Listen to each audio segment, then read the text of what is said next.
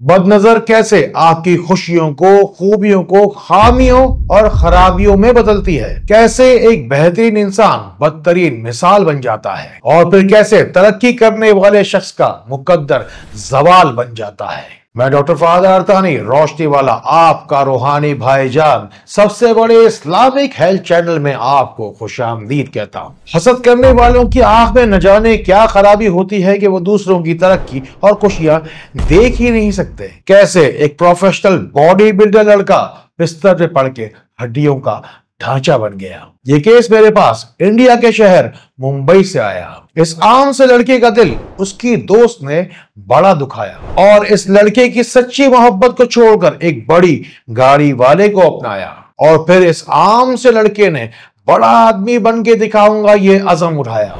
अपने शौक को फिर उसने अपना काम बनाया, फिर एक बॉडी बिल्डिंग का खूबसूरत सा जिम बनाया। जल्दी से कामयाबी पाने के लिए इंस्टाग्राम के ऊपर एक बहुत भारी सा प्रोफाइल बनाया। उसके बाद देखते ही देखते लोगों का रश उमड़ आया। उसके बाद उस लड़के ने खूब पैसा बनाया।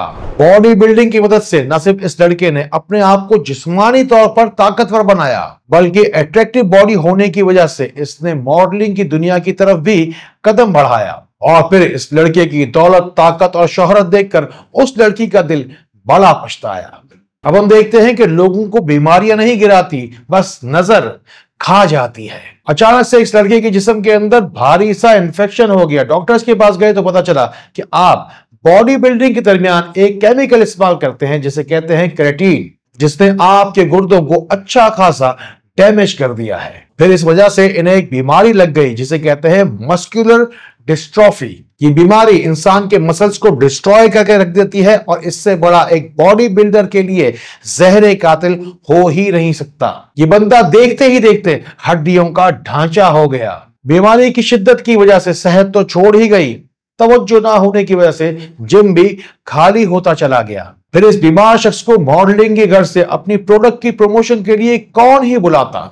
यानी कि आप सेहत दी गई, दौलत दी गई और शोहरत। जिस वक्त रोशनी सेंटर पाकिस्तान में कोई सवाली अपना सवाल लेकर आता है तो उसकी पूरी बात सुने बगैर उसका फोन बंद नहीं किया जाता।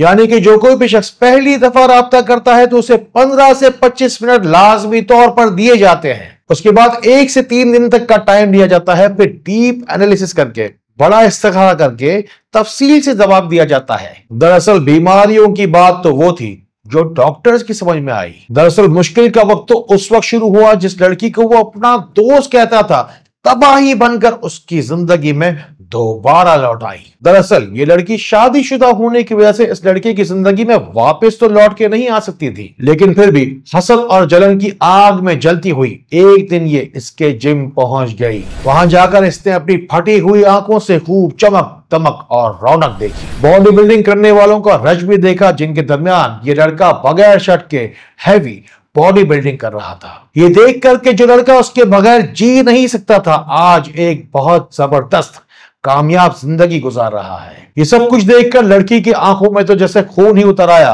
एक लंबी आह भरी और फिर अपना रास्ता लिया। उसके बाद तो जैसे इस लड़के के रास्ते ही लग गए, रोड पे आ गया बेचारा। इस लड़के को अपने कई बार पहने हुए पुराने 3 जोड़ों को सदका करने का मशवरा दिया गया। बदनजर का असर कुछ ज्यादा ही था, इसलिए इस लड़के के वजन के मुताबिक चावल खरीद कर गरीबों में तकसीम करने का मशवरा दिया गया और फिर 40 दिन तक चारों कुल को 4-4 मरतबा पढ़कर पानी पर दम करके पिलाने का मशवरा दिया गया। रोशनी सेंटर की दुआया लिस्टों में अपना मुकम्मल मसला बयान कीजिए, जाके अपना मुकम्मल नाम, मुकम्मल फैमिली वालों के नाम के साथ, मुल्क और शहर के नाम के साथ, मुकम्मल तफसील के साथ बयान कीजिए। अगर आप भलाई की बात आगे बढ़ाते हैं तो इस भलाई की हकदार आप भी हो जाते हैं। इन बातों को लोगों तक जरूर पहुंचाइए जिनको आपसे ज्यादा इन बातों की जरूरत है। एक गरीब औरत की दौलतमंद बनने की ऐसी दास्तान जिसे एक हिंदू औरत की ऐसी नजर लगी कि वो दौलत फिर कभी किसी के काम ना आई। माशी उरूज और जवाल का ये केस साउथ अफ्रीका से मेरे पास आया। कहते हैं कि मर्द चाहे जितना छुपाए औरत उसका चेहरा पढ़ ही लेती है। चंद हफ्तों तक ये आंख मचोली चलती रही, लेकिन बाद में औरत को पता चल ही गया कि उसके शौहर को चंद दिनों पहले काम से निकाल दिया गया है। सबको तकलीफ ना हो इसलिए इसका शौहर खामोश रहा और इस अचानक होने वाली बेरोजगारी को छुपाता रहा। लेकिन जब ये खबर ना रही तो दोनों मियां बीवी इस माशी बदहाली से निकलने के लिए सर जोड़कर बैठ गए। इस औरत को खाना पकाने का बड़ा शौक था। एक दिन जब खड़े होकर ये औरत रोटियां बना रही थी तो शौहर ने कहा कि तुम्हारे हाथ की तो रोटियां ऐसी बनती हैं कि जैसे कोई होठों से ही खा ले। रोटियां बनाते बनाते शौहर का ये जुमला औरत के दिल पे जाके ऐसे लगा और जाके जैसे दिमाग में अटक ही गया। उस रात पूरी रात औरत जागती रही, सोचती रही, आंखों ही आंखों में पूरी रात कट गई। सुबह उठकर अपने शौहर से बोली, जिस तरह आपको मेरे हाथ की रोटियां बड़ी पसंद है तो दूसरों को भी लाजमी पसंद आएंगी। मैं आपको बहुत सारी रोटियां बनाकर देती हूं, आप आसपास के छोटे होटलों पर जाकर सैंपल के तौर पर इन रोटियों को जाकर दे दीजिए और उन्हें बताइए, उन्हें समझाइए कि हम जरूरतमंद लोग हैं, हम कम मुनाफे में काम करेंगे और आपको हमें कोई तनख्वाह भी नहीं देनी पड़ेगी। पहले तो शौहर थोड़ा हिचकिचाया, बाद में उसकी बीवी ने उसे समझाया कि आप मेरी बात मान लीजिए, मैं आपका साथ देना चाहती हूँ। आप जब अल्लाह के हुक्म से दोबारा अच्छे काम पे लग जाएंगे तो मैं इस काम को चलाते रहने की आपसे कभी जिद नहीं करूंगी। और फिर उसका शौहर कुर्सी पर बैठ गया और कुछ सोचने लगा। कुछ देर बाद अपना किताबी चेहरा लिए खड़ा हुआ और बेगम से पूछने लगा कि बेगम बताओ 1 किलो आटे में कितनी रोटियां बनती हैं। ये बात सुनकर औरत पूरी बात समझ गई और उसके बाद जोरदार कहकहा लगाया और कहने लगी, सरताज मुबारक हो, हम नया कारोबार शुरू करने जा रहे हैं। फिर कुछ ही देर के अंदर औरत ने झटपट बहुत सारी रोटियां बना दी। शौहर जाके उसे करीब करीब के होटलों पर भी दे आया और साथ ही साथ अपना नंबर भी दे आया। उसके बाद फिर हुआ कुछ यूं कि जब भी 10, 20, 30 रोटियों का छोटा बड़ा कोई ऑर्डर आता, ये दोनों मियां बीवी मिलकर फौरी तौर पर रोटियां बनाने में लग जाते। उसी वक्त जाके शौहर उस रोटियों को जाके होटल पर बेच आता। ये सब देखकर इनके बड़े बेटे ने फूड डिलीवरी ऐप के अंदर रोटी वाली आंटी के नाम से खुद को रजिस्टर करवाया। बस मोबाइल फोन के इस्तेमाल से एक छोटा सा किचन क्लाउड किचन बन गया।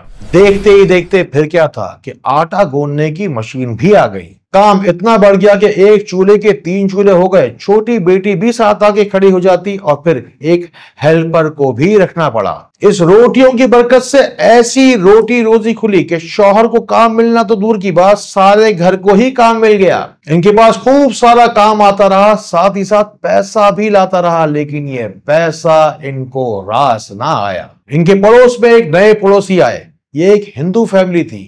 ये खातून अक्सर इनसे मिलने चली आती, साथ ही साथ कुछ खाने के लिए कुछ पीने के लिए बनाकर अपने साथ लेकर आती। इस फैमिली की उस खातून के साथ अच्छी खासी बातचीत आगे चलती रही। एक दिन इस हिंदू खातून ने इस ख्वाहिश का इजहार किया कि तुम्हारा काम काज तो बड़ा खूब चलता है, मैं भी तुम्हारे साथ काम करना चाहती हूँ। जब रोटी वाली खातून उसके शौहर ने कारोबार में शराकत से इनकार किया तो वो हिंदू औरत कुछ भी ना बोली, खामोशी के साथ वहां से चली गई। लेकिन अपने घर की खिड़की से छुप छुप कर इस बंदे को रोटियां बेचते हुए आता जाता हुआ अक्सर देखती रही। और फिर एक दिन अचानक बहुत सारा खाना बनाकर ये हिंदू औरत उनके घर पर चली आई, जिसे खाकर पहले रोटी वाली खातून को बहुत घबराहट हुई, फिर कमर में अजीब सा दर्द शुरू हो गया। फिर जैसे बदनजर तोड़ देती है बंदे की कमर। उस दिन के बाद रोटी वाली खातून रोटी बनाने के लिए कभी खड़ी हो ही नहीं पाई। उनके ही इलाज में लग गया सारा का सारा पैसा।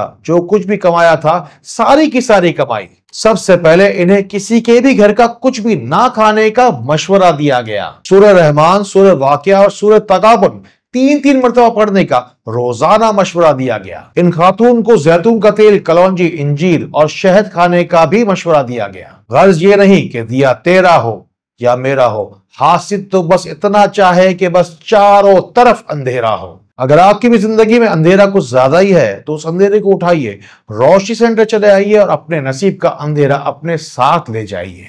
दुआ में अपना नाम शामिल करवाइए, शेयर का बटन दबाइए, आपको रोशनी में तो मैं ला कर रहूंगा।